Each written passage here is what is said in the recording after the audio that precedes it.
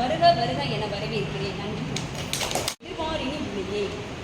தமிழில் பிறந்து தமிழால் வளர்ந்து தமிழால் உயர்ந்து தமிழை உயர்த்திய தமிழ் சான்றோர்களை வணங்கி இங்கு வருகை தந்திருக்கும் அனைவருக்கும் குழந்தை இன்னைக்கு அவ்வளோ ஒரு விஷயத்தை பண்ணிக்கிட்டு இருக்கு அப்படின்னா ரொம்ப சந்தோஷம். நான் ரொம்ப கீழே நிறைய தடவை பார்த்து யூடியூப்லேயும் பார்த்து பெருமைப்பட்டிருக்கேன் சார். ரோல் மாடல் உங்களுக்குலாம் மிகப்பெரிய ரோல் மாடல்ப்பா. நீங்களாம் என்னென்ன மொபைலை எதுக்கு யூஸ் பண்ணுறீங்க? எப்படியா யூஸ் பண்ணுறீங்க? தம்பி இந்த உலகத்தை படிச்சுட்டு இருக்காரு இந்த வயசுல. சரியா? வாழ்த்துக்கள் சார். அதாவது கற்கப்படாம நம்மளை மருந்தடிக்க செய்யறதுல போதை இருக்கு. நம்ம கல்வியில போதை வச்சுட்டோம்னா வெற்றி அடையலாம்.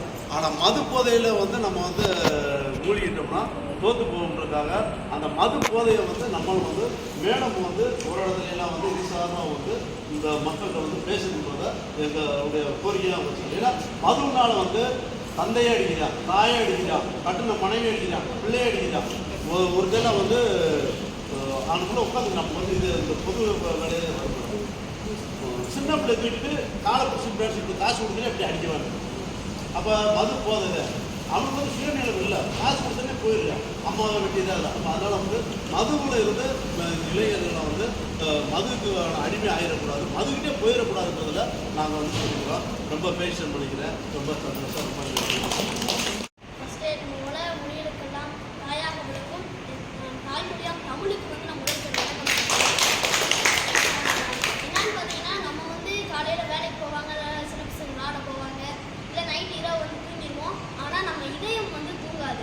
அதே போல் இரவும் பகலும் நம்ம லட்சுமி மேடம் இந்த ஊருக்கு எதாவது பண்ணணும்னு உழைச்சி கொண்டே இருக்காங்க.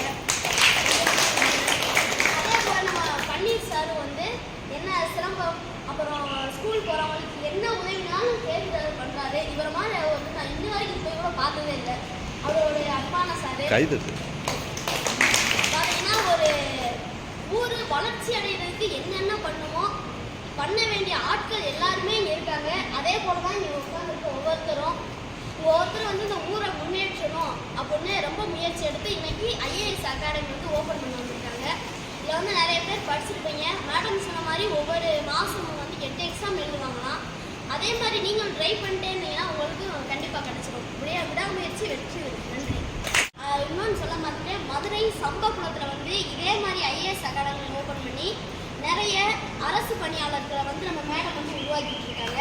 இதே போல இந்த ஊர்லேயும் நிறைய கலெக்டர் அரசு அதிகாரிகளை உருவாக்குன்ற முயற்சியில் இறங்கியிருக்காங்க.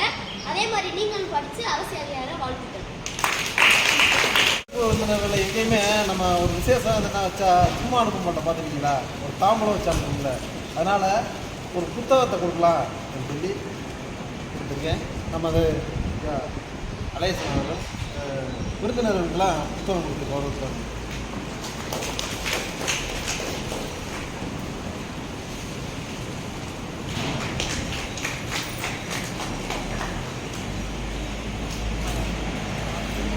கைதட்டுதா?